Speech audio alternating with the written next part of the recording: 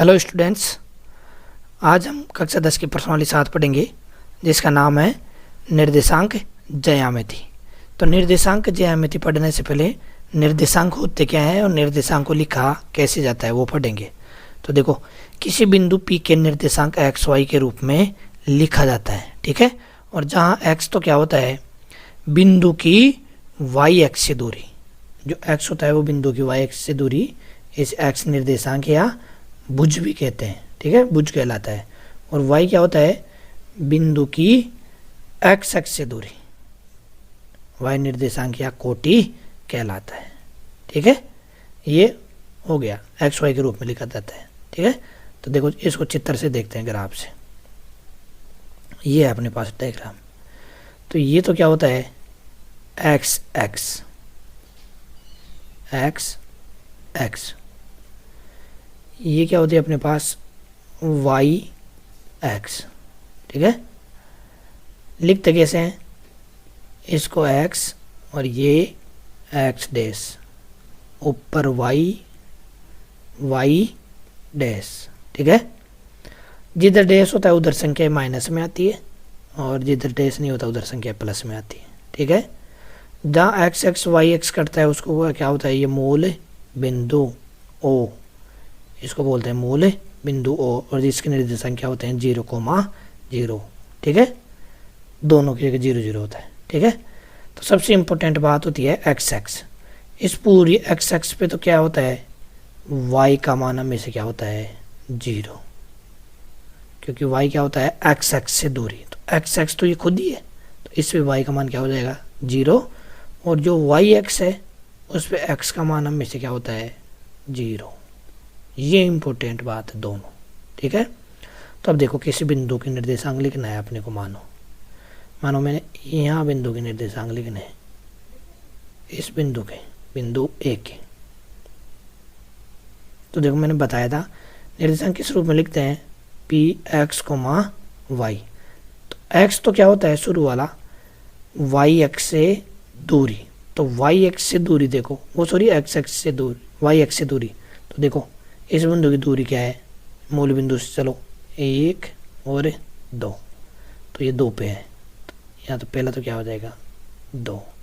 दूसरा क्या, देखो y होता है, ये y, तो ये होता है x एक्स से दूरी। तो x एक्स से दूरी तो ये तो 1 पे है, ये तो 1 पे है। तो इसके निर्देशांक क्या हो जाएंगे, 2,1। पहले तो y एक्स से देखते हैं दूरी। तो y एक्स खड़ी रेखा से दूरी देखेंगे तो ये कितने पे है, 2 पे है, तो 2,1, ठीक है। दूसरा मैं बात करूं इस बिंदु की, इसकी, ठीक है। माना मैंने बिंदु दे दिया इसको B। तो B का लिखना चाहे तो कैसे लिखेंगे, सबसे पहले y एक्स खड़ी लाइन से दूरी। तो y एक्स से देखेंगे तो ये कितना दूरी पे है, इसको देखते हुए लाए तो देखा अपन ने माइनस है 3, ठीक है। और दूसरा होता है y, तो y होता है x एक्स से दूरी। तो ये x एक्स से दूरी कितनी दूरी पे है, ऊपर देखेंगे तो ये 4 पे है। तो इसके निर्देशांक क्या हो जाएंगे, -3,4। बिल्कुल आसान तरीके से हो जाएगा। और मान लो इसको लिखना हो यहाँ,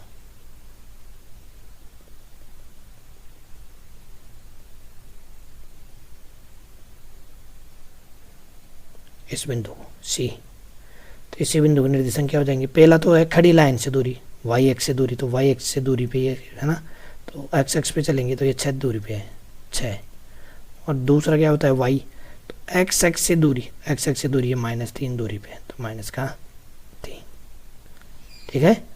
आशा है कि आपको बहुत अच्छे से समझ में आ रहा होगा। एक लास्ट ये और देखो, लास्ट बिंदु और देखते हैं। मान लो मैं इसका लिखना चाहूँ,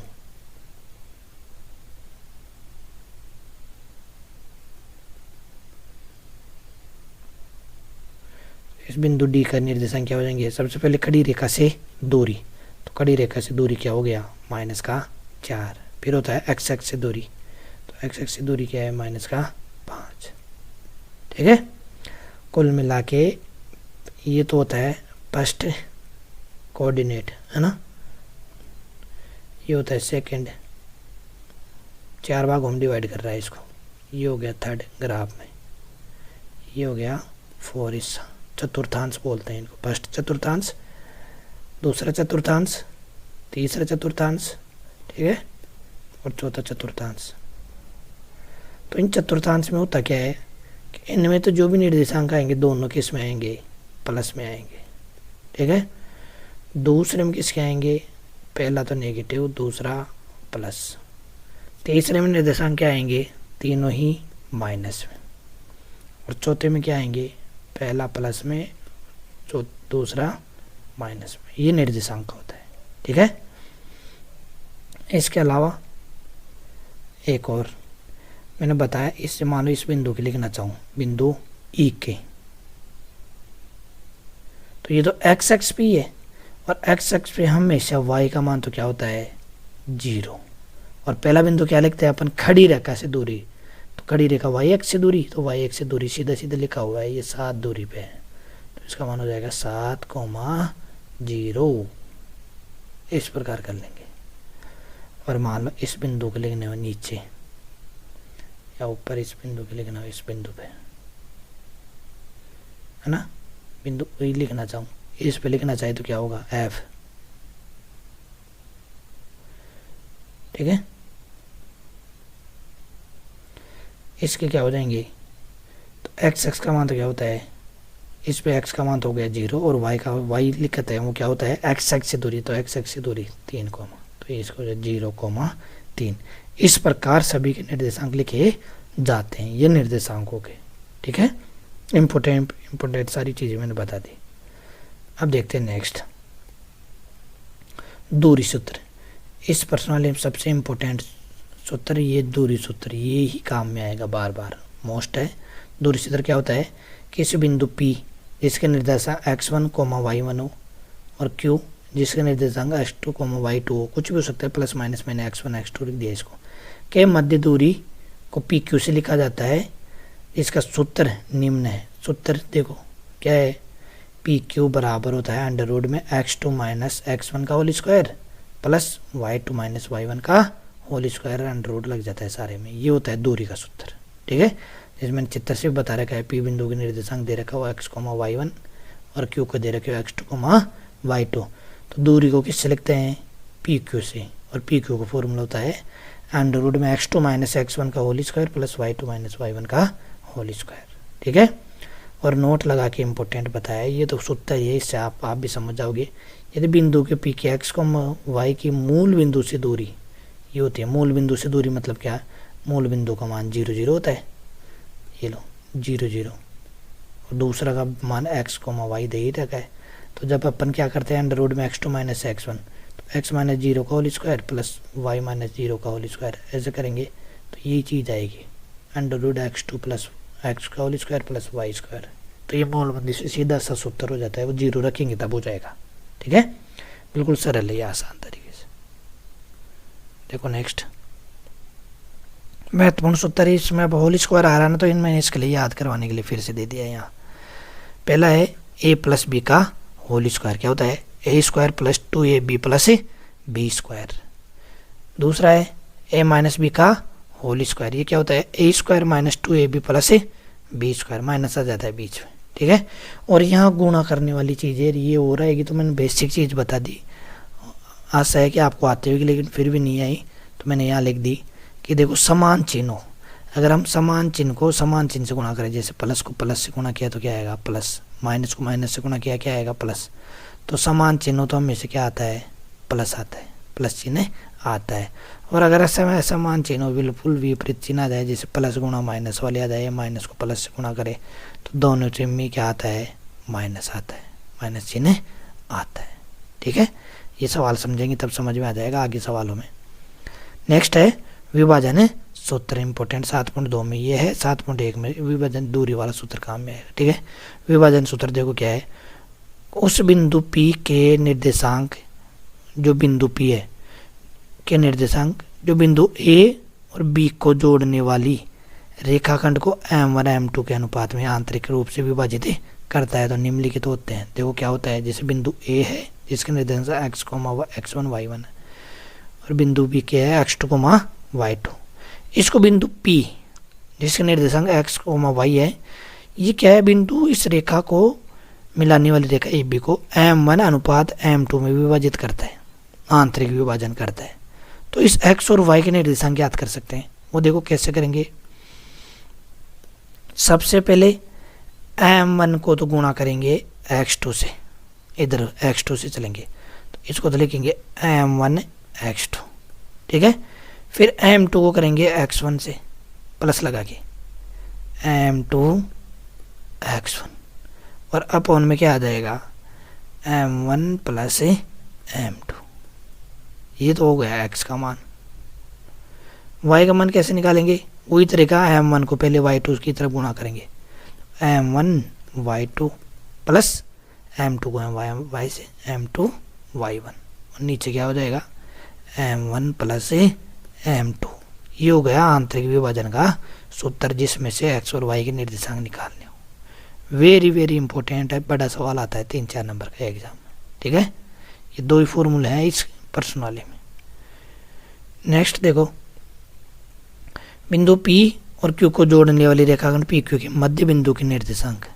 मध्य बिंदु के निर्देशांक मतलब दोनों तरफ समान दूरी होगी। समान दूरी है तो मान लो जैसे कुछ भी हो सकती है, 2 इधर भी 2 हो तो 2 को 2 को काट सकते हैं। तो इसका मतलब अनुपात क्या हो जाता है 1:1। समान दूरी है तो कटेंगे, जैसे 5-5 दूरी है तो 5-5 काट देंगे अनुपात निकालने में, तो समान हो के वो 1:1 आ जाता है। तो जब 1:1 आ जाता है तो वही तरीका देखो कैसे करेंगे, है ना। फॉर्मूला देखो बन जाता है वही x1 x2। मैंने 1 को किससे गुणा करूँ x2 से, है ना। तो 1 को x2 से गुणा करें तो क्या आएगा x2, प्लस 1 को मैंने गुणा कर दिया x1 से तो x1, और 2 अपॉन में क्या करते हैं M1 प्लस M2। तो 1 और 1 करेंगे तो क्या हो जाएगा 2। इसी प्रकार y2 को 1 से गुणा करेंगे तो y2, और y1 को y1 से गुणा करेंगे y1 upon 1 plus 1 M1 plus M2 करते हैं तो 1 1 जोड़ेंगे तो क्या हो जाएगा 2। तो ये क्या होता है मध्य बिंदु का सूत्र, डायरेक्ट लगा सकते हो। ये मैंने समझा दिया, याद भी हो सकता है, ये बनता भी ऐसे, बिल्कुल रटने की ज़रूरत नहीं है, जैसा मैंने समझाया वैसे याद हो जाएगा, बिल्कुल आसान तरीके से। दोनों को निर्देशांकों को जोड़ते जाओ और 2 का भाग लगा दो, ठीक है। नेक्स्ट देखो, अभी दूरी के सूत्र में आते हैं कंडीशन, इसलिए मैंने यहाँ आयत भी बता दिया आपको। देखो आयत में क्या होता है, आयत के आमने सामने की भुजाएं क्या होती है बराबर लंबाई, ठीक है, और चौड़ाई ये क्या होती है बराबर। तो जब आयत बोले आपको चौड़ाई निकालनी हो तो 2 तो लंबाई बराबर होगी और 2 चौड़ाई दूरी निकालने के लिए। वर्ग में क्या होता है चारों भुजाएं क्या होती है समान। तो जब 4 बिंदु दे रखे हो और अपन दूरी निकालेंगे, मान लो ए बी निकाल दे, ABCD 4 बिंदु दे दे, तो अभी जो दूरी का सूत्र बताया था उसके आधार पर कैसे वर्ग साबित कर सकते हैं। AB दूरी निकाल लेंगे, BC निकाल लेंगे, CD निकाल लेंगे और AD निकाल लेंगे। जब ये दूरियां आपस में सारी बराबर हो जाएगी, इसका मतलब क्या बोल सकते हैं अपन कि वो वर्ग है। इसलिए मैंने आयत वर्ग भी बता दिया। समबाहु त्रिभुज, सम यानी समान, बाहु यानी भुजा, जिसकी, और त्रिभुज यानी 3 भुजा वाला, तो जिसकी तीनों भुजा ही समान हो वो क्या कहलाता है समबाहु त्रिभुज। इसमें क्या हो जाएगा, इसकी तीनों भुजाएं क्या हो जाएगी समान। क्या बोल सकते हैं अपन PQ बराबर QR बराबर RS। जब तीनों दूरी बराबर हो जाएगी तो इसके लिए क्या बोल सकते हैं समबाहु त्रिभुज।